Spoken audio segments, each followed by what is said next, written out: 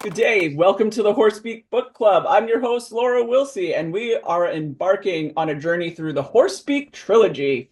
The Horse Speak team is dedicated to giving horses a voice and being their well-deserved advocates. We provide evidence-based knowledge of equine body language that is intrinsic, observable, and repeatable.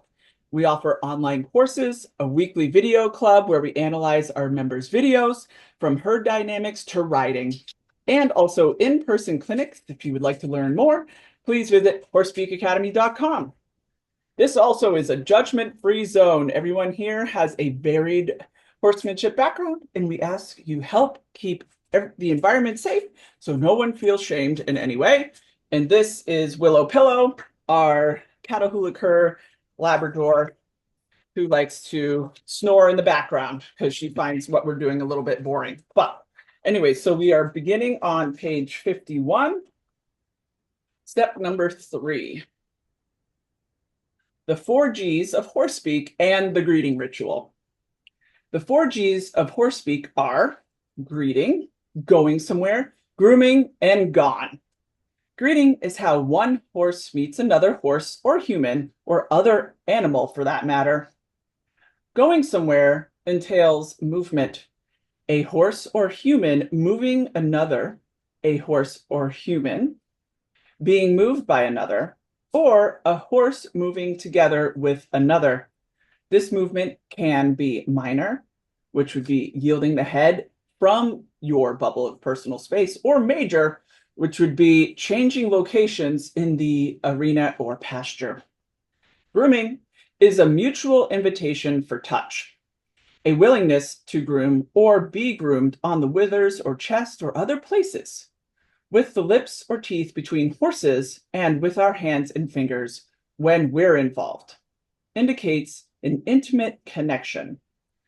Gone is the horse's way of saying, I'm finished with this, or flat out, no. It is a period at the end of the sentence, a break in conversation. It is an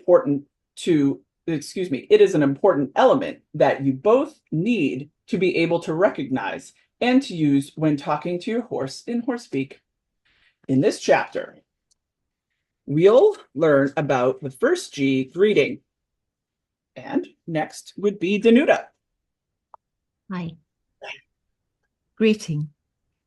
Humans greet each other with a formal handshake the first time they meet, and horses have a similar system.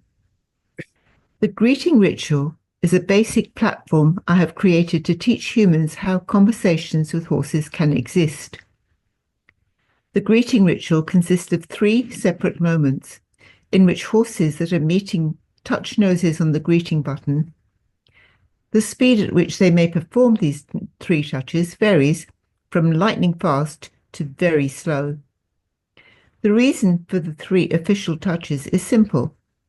There is much to say in a first formal greeting, and it takes 2 subsequent touches to sort it all out. Plus, Shan finds that horses learn about their world around them in processes of 3 or more. First touch, formal greeting, hello and copycat. A horse's pecking order is different from a dog's, for example, because horses are concerned with how to run and move together in case of emergency.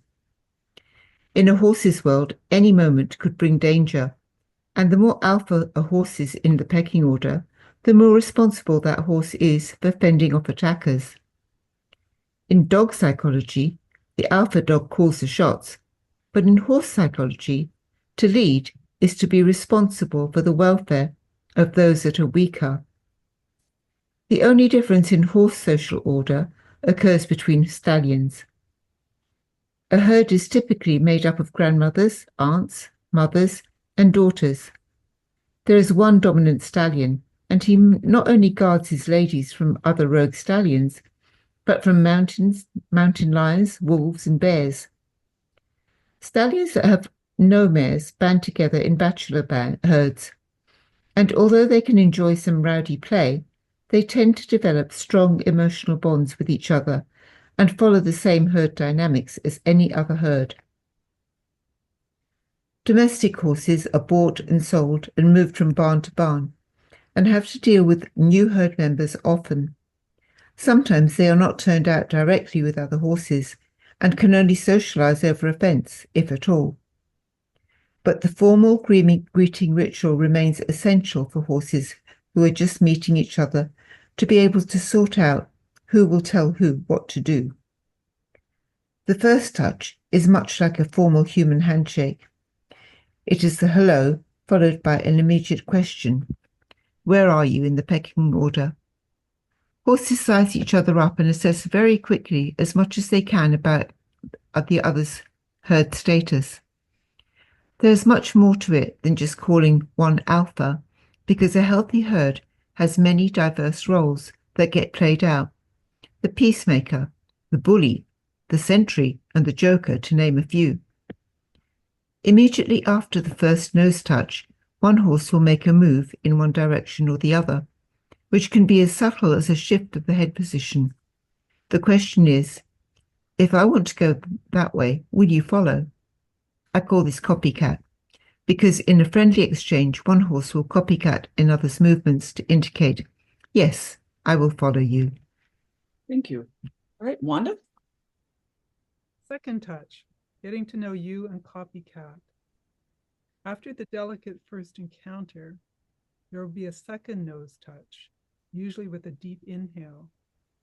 This touch is a getting to know you breath and will usually be accompanied by another copycat gesture to confirm the leader/follower roles. This step can be performed slowly or very quickly, depending on the personalities of the horses. Third touch, what's next? Now the third and final nose touch can occur. This touch is the lead to other avenues of contact, or the opportunity for the horses to break contact and go their separate ways. The third touch is important, and in a super fast grading ritual, such as may be likely to occur between two highly charged horses, this final straw can erupt into squealing, striking, or other displays of contest or play. However, in relaxed horses, this touch leads to the other G's, going somewhere, grooming, or even gone. This is when the peaceful herd dynamic that horses desire most starts to emerge.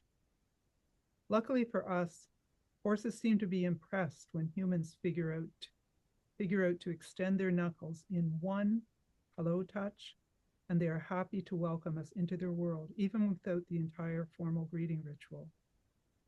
However, when a person can perform the whole greeting ritual, there is so much information exchange that both parties will feel a much more intimate and intense understanding of each other. Conversation, greeting ritual. Are we reading these, Laura? It's describing the figures. So should I put figure somehow? I think, no, you don't need to do that. Just read the words, not in the brackets. You don't read anything but the brackets. Yeah. Okay. Thank you. Knuckle touch the horse's greeting button to say hello, followed by an obvious turn to the side to see if the horse will copycat your movement and offer to be your follower. The knuckle touch should be made with your hand in a soft fist, knuckles up. And then Sherry, can you start us off? Number 2. Would you like me to read what's next to the pictures first or continue? On page 55. Just keep going with number 2 and 3. We'll be fine. We don't need to, you don't need to say the figures or anything. Okay. Yeah. Number 2, a second knuckle touch to say, getting to know you, followed by one more turn to the side to confirm the horse will offer to follow you. A third knuckle touch to say, what's next? With soft breathing. This could lead to you going somewhere together, grooming, or separating peacefully. The third touch is where the next level of conversation begins.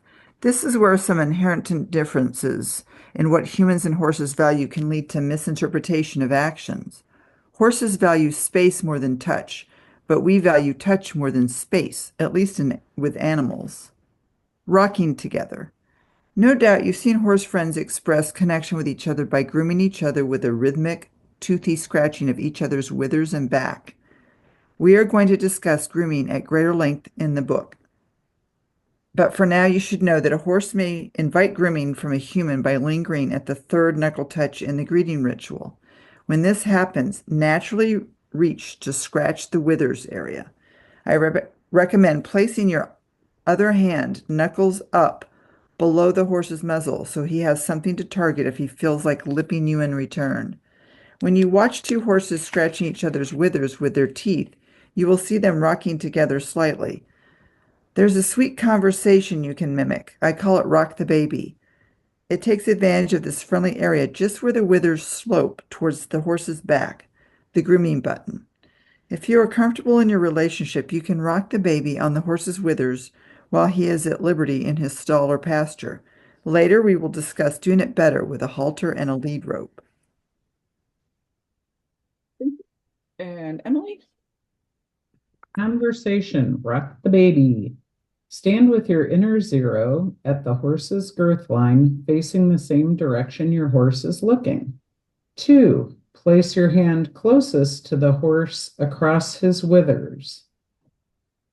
3, now slowly shift your weight from one foot to the other. Start connecting your shift to your in-breath and out-breath. 4, with your hand, feel the effect you are having on the horse's body. You'll begin to feel his weight shift from one front leg to the other.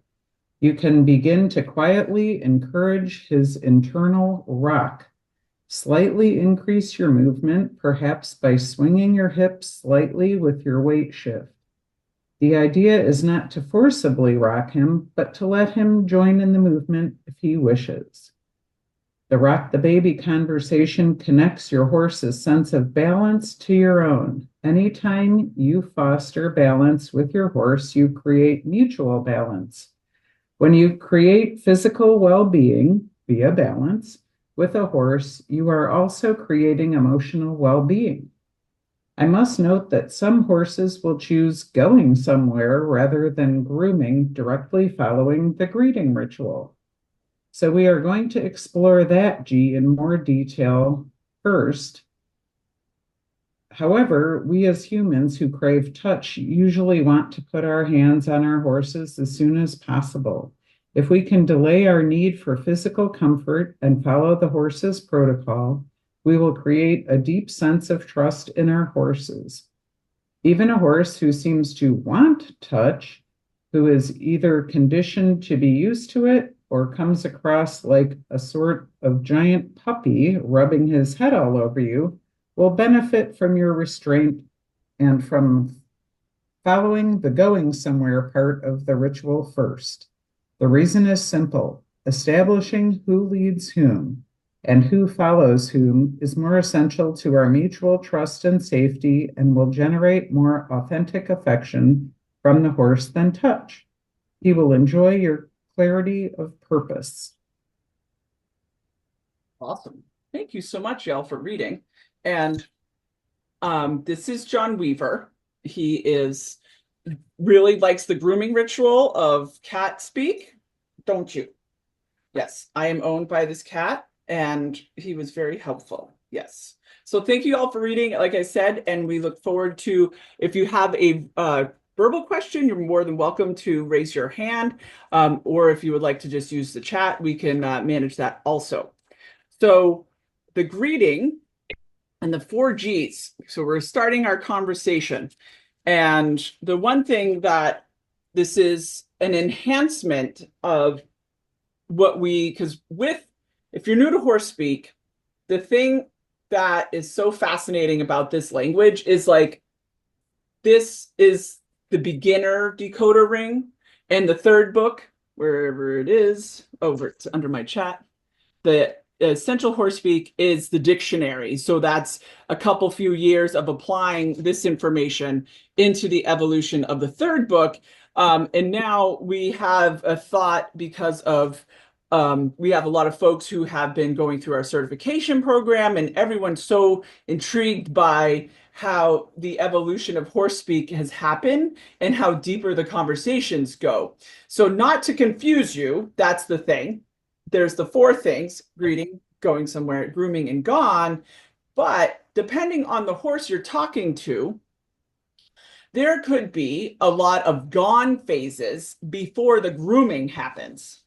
For example, I have now, for 3 weeks as of today, which I can't believe it's only been 3 weeks, we have rescued four, um, four new mini equines. We have a donkey, a mule, and then two mini hinnies. And so three of the four are kind of like, I would prefer not to be touched. So with that being said, we basically do a lot of gone phases. And then our grooming ritual is, hey, I'm 10 feet away from you. Can I put my hand toward your grooming button, for example? Or can I, put my hand towards your girth or hip, any of the buttons? But with that being said, they, especially the mini hinnies, Tina and Tucker, we perceive that they could have been grabbed onto a lot, because any kind of hand movements, that even if it's a slow movement, can trigger them to want to leave. So we have to, any touch need that one would have really can't happen with three of them. So it's Lacey, Tucker, and Tina definitely don't want to be touched right now. Tina is definitely more open to it than the other two. And then we have Marcus, who is a standard donkey, and he has opened his bubble of personal space for people to touch him. I groomed him actually all over his body the other day. He likes his ears rubbed, so he's into the touch. So some horses do value touch from people, and some actually would prefer not to be touched. So when we can discern where our horse is at with their touch need or lack thereof, can enhance, like the book said, like you can restrain from the touch, and then the horse would be like, oh, wow, you've changed. And now I'm inviting touch. So it's an interesting thing to think about, because, again, the only thing a horse owns is the bubble of personal space. And so depending on, the horse's history and things of that nature, and our energy sometimes can be too much, working with hesitant horses can really help define where your nervous system is going in your zero, as well as your angle of approach, your intention. We actually just came off of a 3-day workshop here at our house, and we did feature mostly working with the littles. That's their herd name. And it was really fascinating to see how it's like turning the volume down. Like you can realize for yourself that your volume of wanting to touch them, or your energy is too high, or your angle of approach is too much for them. And so it's such a beautiful learning curve of the language when you have to not get to touch. Like that's really the goal of the clinic, was how can I actually even have the intention, I want to get into the bubble of personal space with you, to the point where our little Tina, we have some really rich, beautiful first cut hay. And she then, because they're little and the sugar content is a little bit higher with this particular hay, she started not feeling that great. So in consulting the veterinarian, the magic Banamine, so I had to catch her. And the first time I wanted to catch her, we actually had the clinic folks. It was just a small group of us. It was a total of 8 people. Were in the pen with her. And of course, everyone's intention was, we got to catch the pony. So she was not overly pleased with that. And so Sharon was like, okay, why don't we leave? And, we'll let Laura do her thing, because I'm their caretaker. And so as soon as the change of intention from the group mind switched, it was instant. Within literally 3 seconds, I could approach her and put her halter on.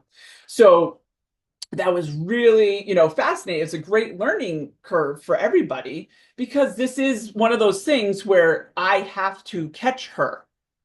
Period. The end. It's like, we need to give you your medicine so you can feel better. So therefore, it's like, how can we do it as kind as possible? Even though some folks were like, oh no, if you run around, then, your feet are a little bit sore.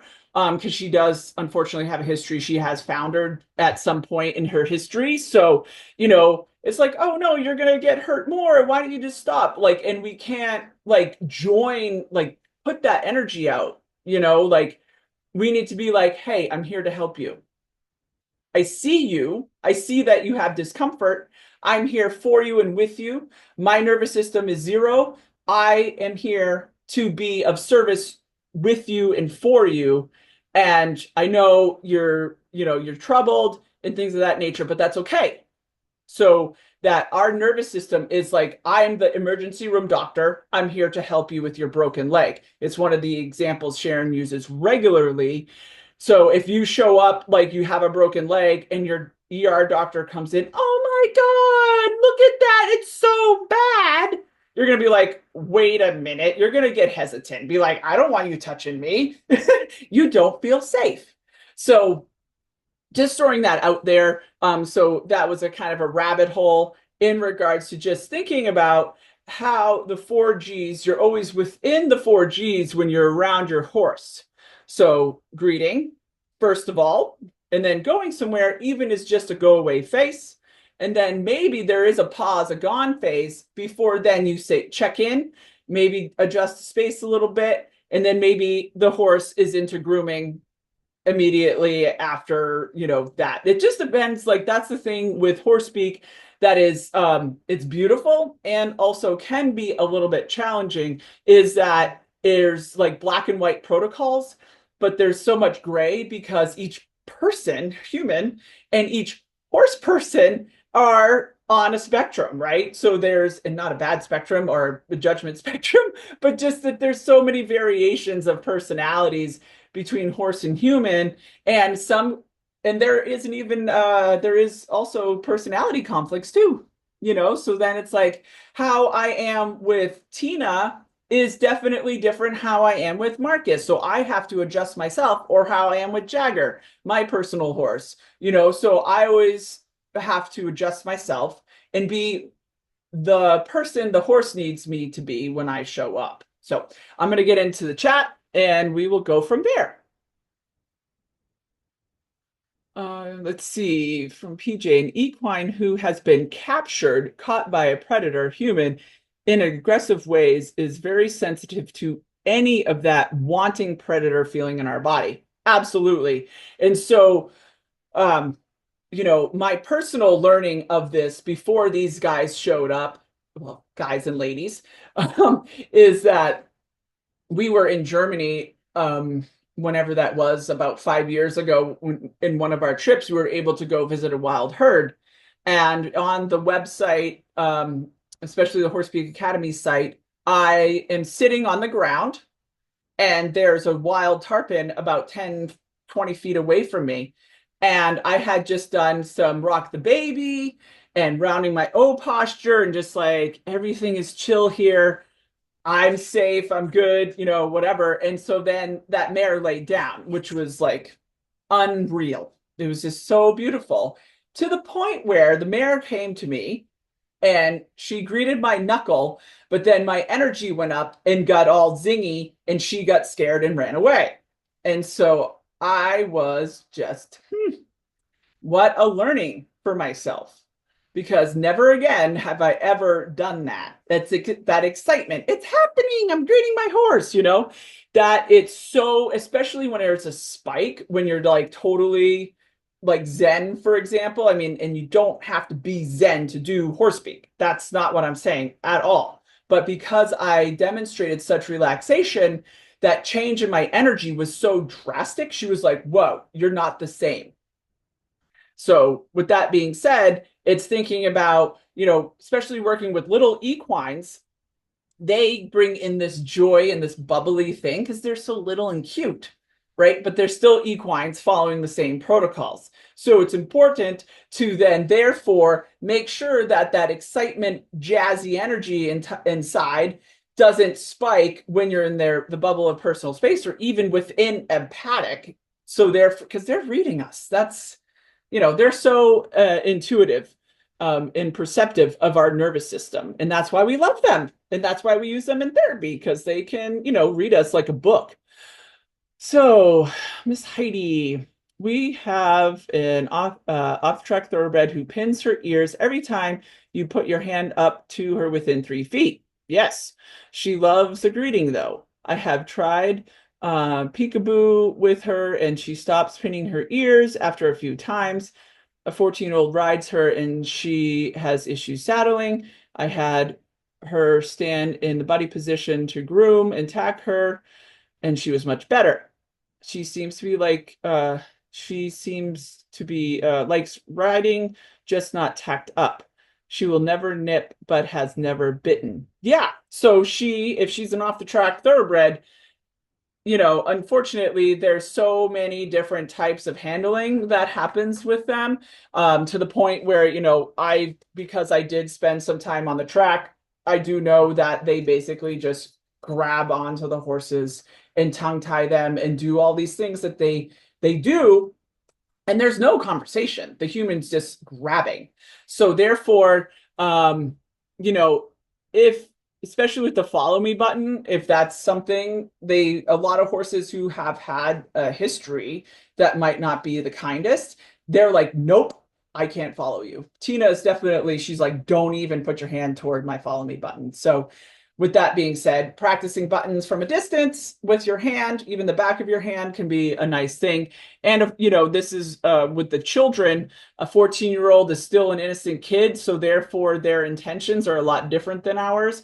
And horses know the difference between, like a human puppy and an adult. And that's where some people's journeys of having that childhood dream horse where you could go through the swamp and it was an epic experience. And then you go into horses in your 40s or 50s or what have you, and the childhood trainer isn't there because there's this cutoff where the horse is like, they have different expectations of us as adults. So, I think, Heidi, if we do online Zoom consultations. And so they've been massively effective. All you need is someone holding a phone, which is highly, or have a tripod and some earbuds, and we could work one-on-one with you and your horse. It's been a beautiful thing. So check it out on the website, and we could sign you up and have you do that, because it's worth the investment to be able to have a protocol going forward. So just throwing that out there, especially when we have horses that are, can be a little bit challenging. Can we practice removing the way of connecting and replace it with communication through our body language? Whoops, just a second. Yeah, PJ, can you talk? Are you able to go on the audio? Okay, perfect. Thank you. Hi, everyone. This is PJ. How are you doing? Great. How are you doing today? I'm good. Thank you, Danuta. I'm happy to. So I'm really just elaborating on what Laura was just talking about in the field that, go ahead, please. Could you introduce yourself as? Oh, as the rest of me? Yeah. I've been hanging around with Sharon and Laura and being a roadie sometimes at some clinics at their place for the last few years, part of the pilot certification program. I've been a Horse Speak practitioner now for a few years. I'm a mentor in the year-long EMS Everything Means Something program and an instructor in our online and in-person certification program for the upcoming practitioners. And I do some clinics and some online things. So that's who I am. And she helped name John Weaver. And I helped name John Weaver. John Weaver Wellesley. He's a character. Yes, he is. So what I was speaking about in the connection is equines are so sensitive Some are more so when they have had any type of negative experience, or if they're just a sensitive horse, if they're that role in the herd that they're not quite as confident as perhaps a teacher or a mentor or a protector, or they're just a hesitant horse. And those horses, we are extra careful about their sensitivities because it's information for us. And if we are noticing that we are having an agenda, we must catch this horse today. This horse must get a halter on. There are a lot of rescues that you just have to go out and halter the horse because the farrier is coming or something's going to happen. Oftentimes we have people watching us and our ego gets pulled in and we are feeling like a failure or we're not doing a good job if we can't catch that horse. That's us being the predator and putting them in a prey position. So if we want to keep them in a herd role and not a prey predator role, then we must keep our ego and our own sensitivities in check. So if you're feeling frustrated with your horse when you're trying to catch or do something with your horse, notice that you're having the frustration because I guarantee you your horse noticed it first, and it's not going to be a positive in the equation of capturing your prey or catching your horse. One quick story about a rescue that I volunteer at on Mondays. We have horses that have histories of trauma. One particular horse, the staff members sometimes took them 30 to 45 minutes to catch him when they needed to do something with him. And I kind of played around with that one day, just using my very emphatic body language of being a protector director and setting up a safety space. And another horse came in to talk to me in that safety space. And through that other horse and through my not wanting to catch the horse who doesn't like to be caught, I was able to catch the horse who doesn't like to be caught because it wasn't about the catching. It was about the safety in the transaction. So if we can make that transaction of I need to catch you, you need to feel safe with a person doing this. If we can make the safety of the transaction a place where the horse can be, catching is not the issue. The haltering wasn't the issue. The catching wasn't the issue. The safety was the issue. And I had to feel in a way that I didn't want to catch him. I had to feel not like predator so that he felt not like prey. And that's all I have to say about that, unless you have a question, Danuta.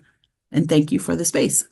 Yeah, you're welcome. So, PJ, since you're here on the audio, what is one thing about Horse Speak, an element of Horse Speak that really has changed the way you are with horses? I know you mentioned a lot about safety in your comment, but is there another thing? I really think first and foremost, it's all about the safety of space. When we come in for the greeting, we need to feel safe in our bodies and we need to have our body language correct, that it means to the horse what we intend it to mean. So safety's first before we can go through any of the conversational protocols. And I think another thing that has been transformative and helps people to get connected with their horses very early on is to understand that horses have protocols and we must follow their protocols. And they're not rote, they're not going to be cookie cutter, they won't be the same every time, but the framework of the protocol is the same every time. Greeting is 3 touch. It can be 3 twitches of an ear your way, 3 air greetings from across the paddock. It can be 3 very deep touch greetings, but it's still the formal greeting of 3. And then after that, we can move on to getting into the cycles of conversation as we read about today. And just knowing that if we follow the protocols, we're going to get farther faster with our horses while we're remaining 0.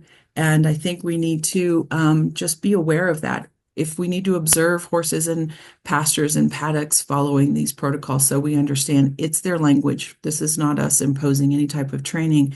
And by virtue of our coming into their language, they trust us more because they see that we're trying in a way that means something to them. They can understand it. Thank you. Yes. Dropping the need to, PJ, can you say more about dropping the Yeah. need to catch and focusing on safety? You spoke of going to zero. What occurred mentally and physically for you? I think what occurred that, thank you, Wanda, that's a really good question. What occurred mentally, physically for me is zero. It's zero of mind and zero of body. First, I have to take away the I want that and even if the horse doesn't need to be caught, maybe I want to say, oh, I was able to touch that horse today because what is that? That's an ego lift. Did that help the horse? Only if I did it in a way that was helpful for the horse, not for me. So what occurred mentally is really dropping the idea of catching and being in a place of curious observation. Sharon has said a few times, especially early on and in club meetings, that you really become a child in the backyard trying to catch that frog. And you're not going to catch that frog by running at it with a lot of energy. You have to be very slow, and just very curious and meeting the horse where they are at the moment. So what occurred mentally for me in the particular episode that I was talking about is having my the core of my mind off the horse. Does that make sense to you guys? So physically, I'm not going to have my belly core on. I'm not going to have X in my posture, only enough that I seem confident, not like I'm not there. Sometimes when we're too we kind of go away. And in my mind, it's the same thing. I don't have the core of my mind on the horse. I'm not hyper focusing on the thing that I want to do. I'm just being in there to ask questions of the horse. And I'm going to notice small body language changes in the horse. Did the eye soften? Did he actually take a breath? Did the feet square up a little bit? Did his tail lift, which means he was actually processing something of my interaction with him. So physically, what occurs for me is I might actually mirror that. If he's taking a breath, I'm going to take a breath, or maybe I offer the breath first. So without getting too many chapters ahead in what we've been talking about and staying in the 4 Gs, I can go mentally in my mind of the horse being with me only if my mind is a place he wants to come with me.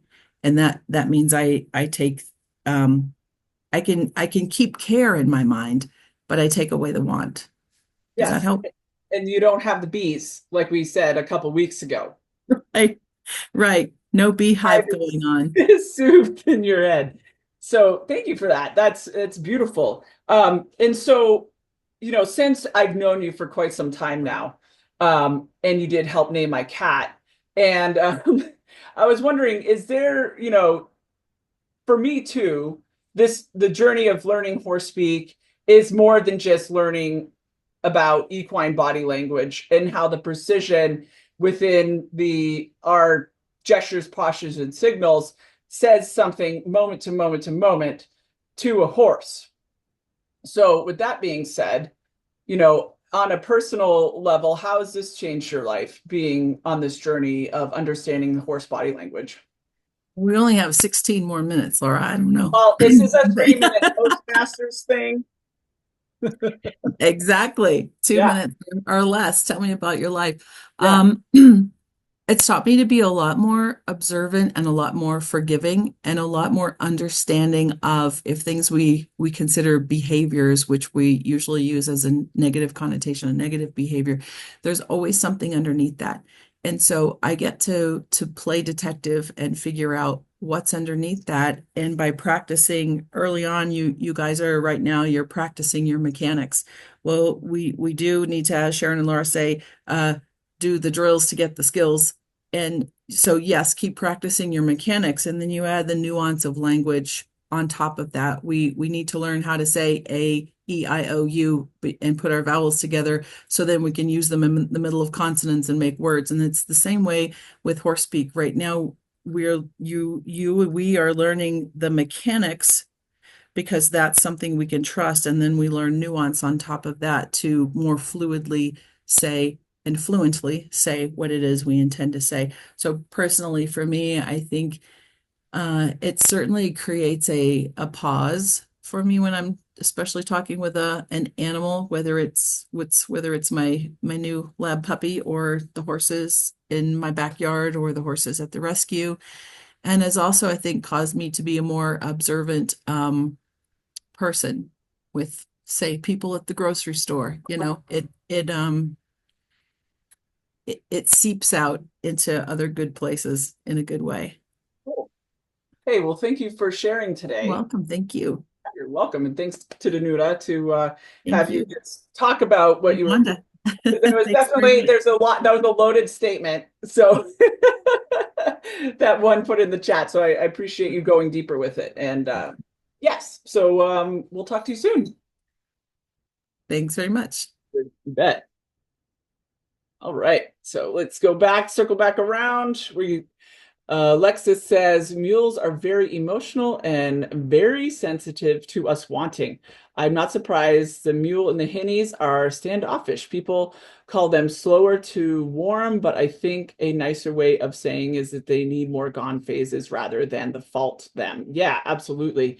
And so again, thank you, PJ, for what you were saying about the safety and the observation. I think that is definitely one of the practices that, is so important to learning horse speak, because if your observation skills need to, get fine-tuned, and that's where you have to put in the time to practice. Because if you don't practice, it's just like anything, a musical instrument, learning a new language like horse speak or Deutsch or whatever language you want to learn. If you put in more time, you're going to benefit more from it. And so that's why, I have mentioned we have our video club, and it's so poignant to your learning experience because we slow down the videos. And if you go back to the beginning of when we started the club, almost 5 years ago now, you will see how the talking, if you listen to a club like today, for example, versus a club back at the beginning, Sharon and I are in the basics of this book. We're not in the third book of, having had hundreds and thousands of hours of conversations with horses, whether it's on the club or in person. And so with that being said, we're talking about zero, which is empathy. We're talking about mechanics, which is our gestures, postures, and signals. And then we're talking about the theory, which is understanding the meanings of the buttons. And that's the 3 pillars of horse speak, which is brought up into the third book. And so that's where it's like the evolution of putting a lot of these concepts into containers has evolved from this very first book. So it's such a beautiful journey. Yes, let's see. Horse speak is as much about learning about ourselves. It also learning about a whole new culture. Thank you for saying that word, Danuta, culture, because in the back office, we've been talking about that particular word. A different perspective on the world about us. I think we need to screenshot that because that is a beautiful statement. Thank you so much. Literally like learning the grammar of a foreign language, then a bit of functional, like saying yes, no, thank you, and please, right? I can say that in Deutsch. I have that down, and I can order some water and things and ask where the toilet is. And yeah, thanks to PJ, she's so articulate. Yeah, she is amazing. She's put in this is an example. PJ is an example of putting in the time, doing the drills, getting the skills. So she has learned this language from Sharon. She was in our pilot program, certification program. Like she said, she's been to how many ever clinics in person. So she's really dedicated herself to understanding this language system to the point where now, like she said, she's an instructor for our program, and she's teaching clinics and things of that nature. So just like myself, I am a co-founder, but Sharon is the founder. She is up here. She has, she got this message about the language. And so it's just amazing that this is learnable and it's teachable. So you too could take the journey of certification, which is by taking the EMS program, which is our year-long program. You can find on horsespeakacademy.com. And thanks to PJ and the group of pilot program folks, which we have Suzanne Haseman is on today.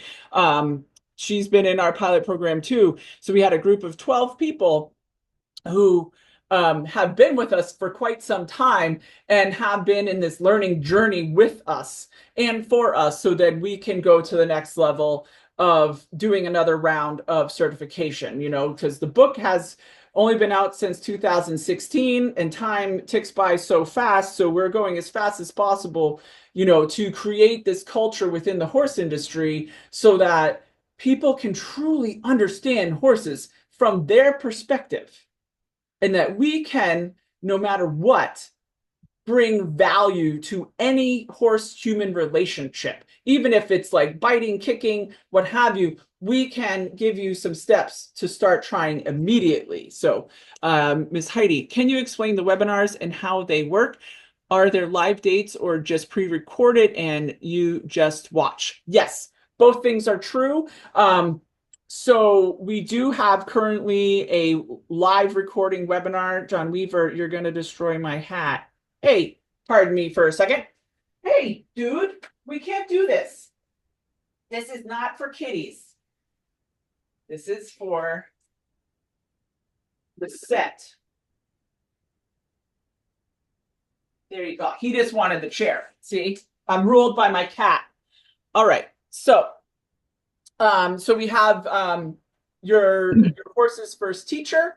That is a live webinar that we're recording right now. We have our next recording on the 8th. So if you go on to horsespeakacademy.com, we do have some other buttons beyond the theory. We have actually a dog webinar that Sharon's working on, a dog language book that is there. What else do we have? The Power of the Patterns webinar, which is fantastic, especially if, you know, as it's getting warmer, if you're in the Northern Hemisphere. We are, you know, it's a great way to kind of restart your horse at the beginning of the season. And then I can put it, PJ, can you do me a favor? I'm assuming you're on your computer. Can you put in the Teachable link for people? So we are in a transition to we had an old teaching site. So it's on Teachable. PJ will put it in the chat where you can purchase older webinars that we've produced. So finding the way in, finding what works. We have a buttons webinar in there. We have Horse Speak in Motion. Those are the top 4 that I would recommend. Actually, there's a Horse Personalities webinar where Sharon goes through all of the personalities, or I should say herd roles in the herd. And let's see, what else ones? Those are like the poignant ones that we kind of just created more recent. And then there's some older ones that are fine. You know, it's all good knowledge, you know, but then we've evolved so much too. So we're like, I don't know if you want to watch the old stuff, but it's all good regardless. It just shows the evolution of the language. So thank you for that question. I appreciate it. And Danuta, you're on the audio. So what do you have to say? Yeah, hi. I was just wondering about the greeting because it always sort of confuses me. Okay. So when I go up to my horses, I present my knuckle and I breathe out Yeah. 3 times. And is that it? Well, so therefore, there's an informal greeting, and then there's formal greeting. So an informal greeting is kind of what you did was a knuckle touch, and if you did 3 breaths, that's informal. Okay. So then the formal greeting is greet, and then scanning the horizon, and then coming out and greeting, and then scanning the horizon again, and then coming in for the third. And sometimes a horse might not want the third. They're not ready yet. They might have to do a gone phase to then come back to do that third greeting. Because it's like, hi, how are you? What is your name? Kind of thing. So, Okay. so therefore, if they leave for the second one, they're like, I can't give you my name right now. I need to go think about it and then circle back around.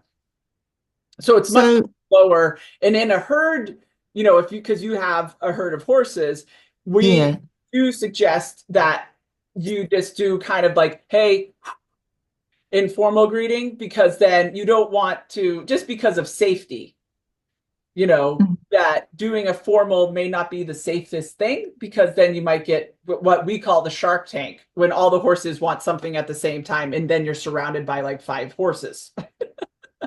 So Yeah. over the fence typically is the best way to practice, or in a stall or what have you. But if it a confined, more of a confined place where there's not other horses, that can bump into your bubble. Okay. So Yeah. because I mean, our horses, like, I see my horses like often during the day, at least twice a day at feeding time. So is it important to greet every single time you see them, or even if it's just an informal greeting? Yeah, or like even a check-in, it's like, hey, you know, so it's Okay. just acknowledging like I'm back, because it's kind of like, let's say you were here at the house for a clinic, and maybe when I first see you, I'm going to give you a hug. I'm like, oh my gosh, it's so good to see you. Oh my, it's been forever. I've been hearing you online. One day. And then, but then it's not, I'm going to be like, hey, the next day, Yeah. it's not going to be such a big greeting, or Yeah. even like after lunch, whatever.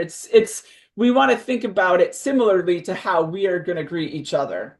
Okay. Yeah. Yeah. Okay, that makes sense. Yeah. All right. Cool. Thank you. You're welcome. Plus, and then also, mares probably have greeted you on your approach. Mm-hmm. They might have lifted their head and did like 3 quick breaths to you, so then noticing that too, that's just like an enhanced observation skill, because especially mares like to do distant greeting. And then some folks are like, my horse won't greet me or do the formal or what have you, because they already did it. Okay. Yeah. Just Yeah.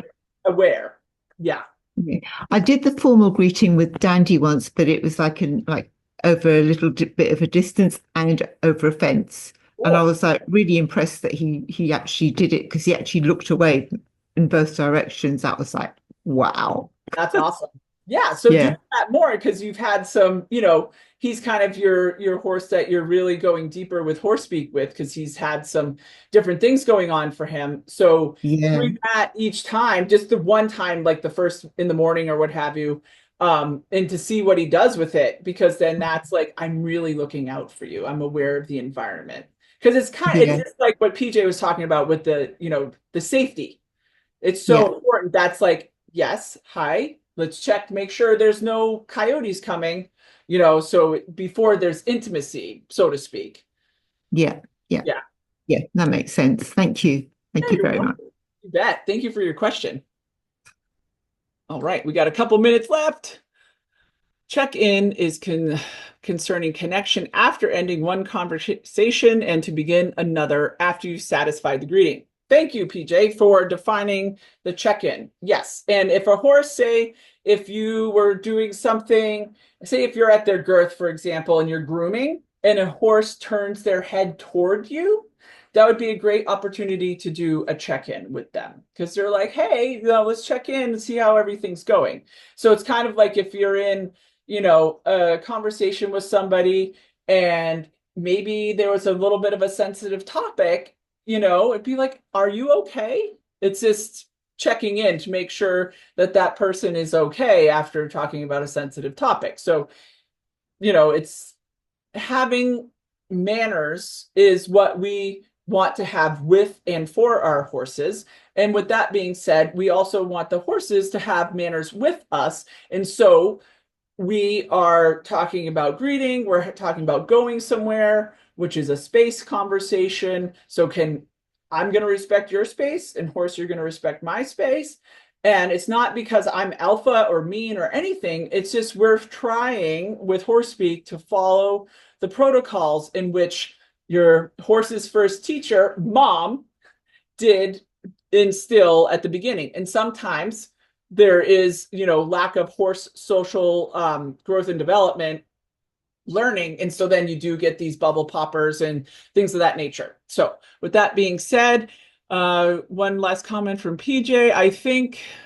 I like to think of check-in as it reestablishes us as a we after we have checked out for a moment. Yeah, like a gone phase. Let's check back in. let's start the conversation again. So that is the end of our meeting today. Thank you for being here with me and with this community. And so it was just, like I said, a pleasure sharing space with you today.